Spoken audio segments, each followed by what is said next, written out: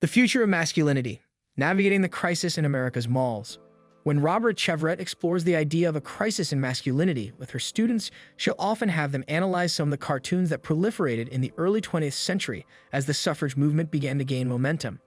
Some of the cartoons mock women making political speeches, sexualizing their appearance with the caption, "Only a figure of speech." Other images depict women smoking cigars and playing cards in a back room while a visibly frustrated man in the next room washes clothes and holds a crying child. Notice to fathers, wash your shirts with Suds soap. Another depicts a sketch of a girl brandishing a rolling pin, glaring at a startled and confused young boy. "You believe in women's suffrage, don't you?" There is a certain power in these rhetorical tools which say, "Oh, hey no, women's rights. That means that men will be oppressed or somehow feminized," says Dr. Chevet, professor of rhetoric, intercultural communication, and gender studies at Middle Tennessee State University. Similar ideas of a crisis in masculinity emerged as a second wave of battles over women's rights emerged along with the civil rights movement. So in the 1970s and 80s, for example, when U.S. women made major legal victories, the idea that manly feminists were gaining too much power and demasculinizing men again gained popularity, she says, a global phenomenon. In many ways, similar anxieties animate a revival of crisis rhetoric today, she and other scholars point out, not only in the United States but also around the world. While conservative thinkers and populist leaders today focus less on the expanding rights and social roles of women, many have decried what they call the left's gender ideology, which they perceive as deconstructing the biological differences between men and women and defining masculinity itself as toxic. Government officials in China last year banned media depictions of so-called sissy men in pop culture, which many blame in part on Western gender values. They'd also cracked down on the number of hours children spend playing video games and have committed to a renewed focus on sports education to prevent men from becoming too feminine. Populist leaders such as Brazil's Jair Bolsonaro and Hungary's Viktor Orban have also proclaimed a crisis in masculinity caused by the gender ideologies of the left. Prime Minister Orban has taken steps to ban gender studies programs in the country's universities, saying people are born either male or female, and we do not consider it acceptable for us to talk about socially constructed genders rather than biological sexes.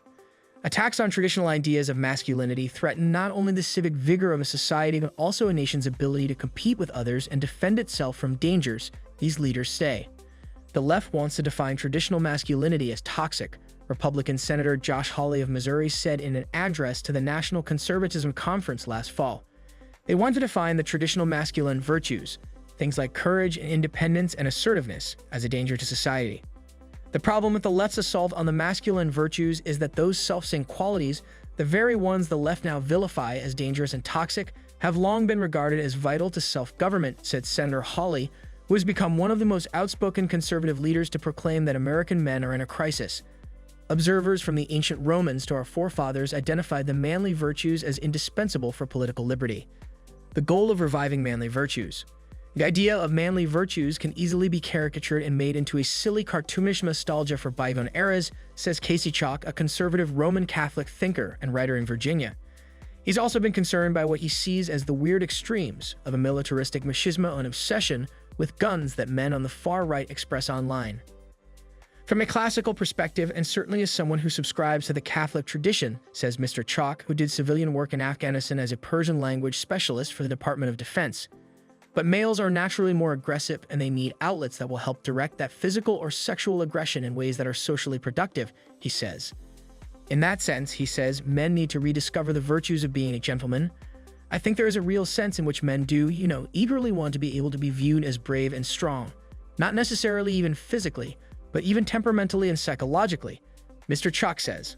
They want to be protectors, they want to be able to defend their family, and more broadly, their way of life. But ideological pressures are only part of the current crisis, leaders like Senator Hawley say.